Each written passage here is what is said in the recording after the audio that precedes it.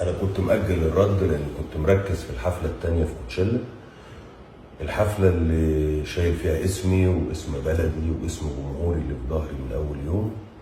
جمهوري اللي حافظني وكبرت قدام عينه عارف ان محمد رمضان عمره ما لبس واحده ست لا في فيلم ولا في مسلسل، مع كامل احترامي للفنانين اللي عملوه.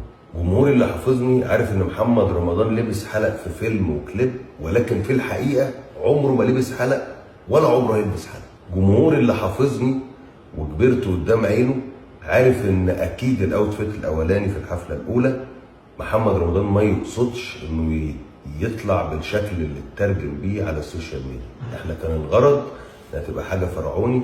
فريده كتر خيرها يمكن ما كانش معاها جنيهات كفايه، البتاع طلع قصير شويه، ولكن اكيد محمد رمضان اللي احنا حافظينه ما يقصدش، لان محمد رمضان اللي احنا عارفينه ما يلبسش بران.